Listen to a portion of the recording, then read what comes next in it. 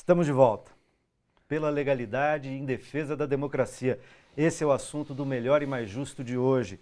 E dessa conversa participam Vitor Marchetti, cientista político da UFABC, e Altamiro Borges, o Miro, jornalista, presidente do Centro de Estudos da Mídia Alternativa Barão de Tararé.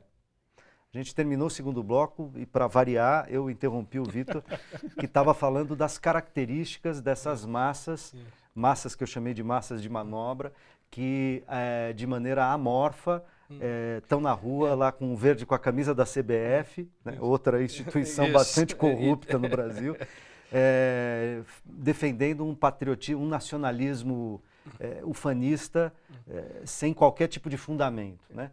E você estava falando disso para chegar na composição atual de certas instituições do Estado. Eu me lembro sempre de uma fala que eu ouvi em off, e não é o caso agora de citar de quem eu ouvi, mas era de um membro do Instituto Milênio, que é um instituto bastante ultraliberal, bastante conhecido, que ele diz o seguinte: reforma política no Brasil tem que ser feita pelo mercado. Né? Ele apostava nessa ideia de que o mercado ia fazer uma intervenção, né, no sistema político, talvez desopilando o sistema político de resistências que impedem uma desestatização mais completa, um sistema de privatização, que o mercado penetre. Meu palpite é que talvez a gente entenda o que é o Movimento Brasil Livre, o que é o Vem Pra Rua, por aí. Né? Quer dizer, uma tentativa de alguns setores ligadas à economia internacional, que tem financiadas por essas americanas, por exemplo, que têm interesses de criar ou de dissolver algumas barreiras que impediam, vamos pegar o período do Fernando Henrique, de grandes privatizações, processo de enxugamento do Estado. Com grande grau de suspeita de corrupção, inclusive. Exatamente. Né? Mas tinham barreiras importantes colocadas dentro do sistema político que impediram que nossas reformas fossem do tamanho que foram, por exemplo, as da Argentina. Nós conseguimos frear alguns desses movimentos. A Petrobras é um exemplo disso. Né? A Petrobras é um exemplo de resistência desse processo de desestatização. Que retoma agora, não por acaso. E não por acaso, a tentativa é ela que está no centro. Né? Então, meu palpite é que talvez a gente comece a olhar para quem está mobilizando o que está acontecendo hoje, na direção do impeachment e na direção de demonização da política, olhando para essa perspectiva dos interesses do mercado em dissolver as barreiras. Bom, legal. Então vamos falar disso agora. Quer dizer, como é que a gente desmonta essa bomba relógio que foi construída no Brasil nos últimos tempos e que aponta para um golpe de Estado iminente que golpeia a democracia de maneira muito forte. E talvez, como disse o Miro aqui, de forma fascista, Vitor também, de forma fascista, sem que a gente saiba que atores estarão dando as cartas nesse jogo daqui a pouco. E isso com muitas variáveis. A gente falou das variáveis da mídia que manipula, defende seus interesses, da grande mídia, variáveis de uma oposição irresponsável, sem projeto, que se associa a uma oposição reacionária, cujo emblema aqui foi lembrado do Bolsonaro, que aparece como líder das manifestações de rua, pró-golpe, né? Que se alia a uma parte do judiciário, a uma parte, digamos, para usar uma imagem forte, uma parte camisa preta do judiciário no Brasil, tá certo?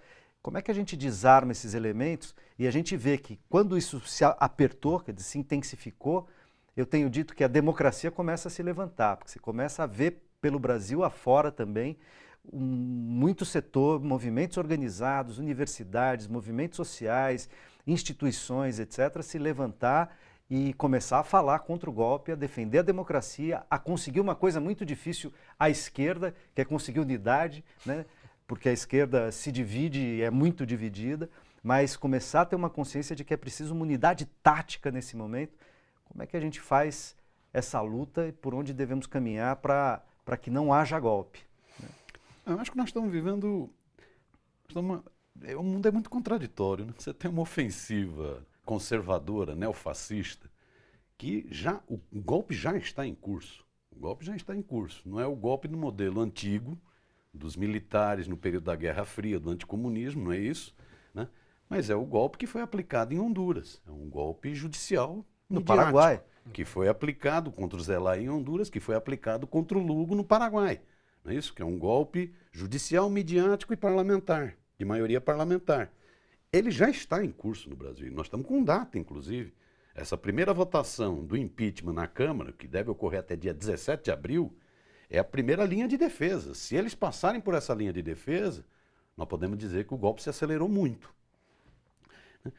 Agora, o que chama atenção, e esse é o mundo contraditório, é a maldita dialética, é que nessa hora a resistência se levanta. Né? O Brasil não é Honduras e não é o Paraguai. Honduras, o movimento social era muito frágil. Paraguai, o movimento social era muito frágil. O Brasil mostra uma capacidade de resistência que é impressionante.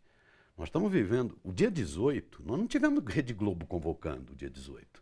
Convocando diuturnamente, Pois como a Rede é. Globo faz em todas as manifestações. Nós não tivemos, como ela fez para o dia né, 13.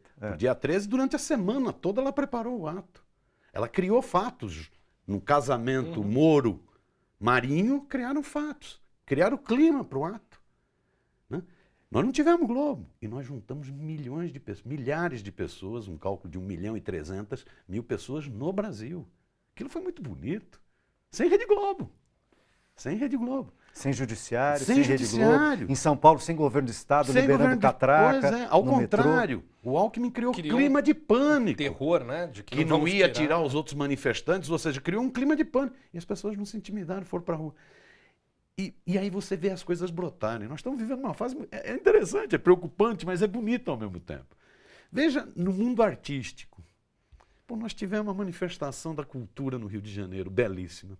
Ontem, manifestação da cultura em Porto Alegre, manifestação da cultura na Bahia, grupos de teatro, grupos de música, coletivos de jovens, tudo indo para a rua. Nós estamos começando, os operários estão... Essa assembleia que teve na Ford, dias desse, antes de ontem, é um negócio emblemático. É o operariado dizendo o seguinte, esse golpe é contra os meus direitos. Esses caras estão usando a fachada de corrupção, mas na verdade o que eles querem é acabar com as leis trabalhistas. E eu estou dizendo, eu levanto minha mão para dizer, eu vou resistir ao golpe. Periferia, teve uma atividade ontem à noite de periferia da Zona Sul de São Paulo, coletivos de jovens. Então, as coisas tem vão... um grande movimento da periferia contra o golpe. Pois é, as coisas vão brotando, a resistência vai brotando. É Nós vamos ter incrível. o dia 31, nós vamos ter o dia 31, que é essa marcha Brasília com atos simultâneos no Brasil inteiro. Que eu acho que era o que a gente devia apostar as fichas. Vamos fazer uma grande concentração em Brasília para dizer, não vai ter golpe. Né? Então, as coisas vão brotando. Eu acho que a esquerda social e política brasileira está cumprindo seu papel. Mesmo quem estava meio dormente, mesmo quem estava meio passivo, percebeu o seguinte, eu vou para a rua. Não vou para a rua por morrer de amores pelo governo Dilma, não. Eu vou para a rua para defender a democracia, para ser contra o golpe, para ser contra o retrocesso. Eu ia dizer que ontem, inclusive, teve um ato, Mackenzie. e com alguns, teve no Mackenzie, São Paulo, mas teve em Curitiba. Teve um ato em Curitiba que reuniu mais de 5.000 pessoas, inclusive em torno da escola, aonde o Moro dá aula, condenando a ação do Moro em Curitiba e defendendo a democracia. E a gente vê isso pipocar por todo o Onde Brasil. ele deveria dar aula, né? Porque faz tempo que ele não dá aula lá, ele recebe, mas não dá.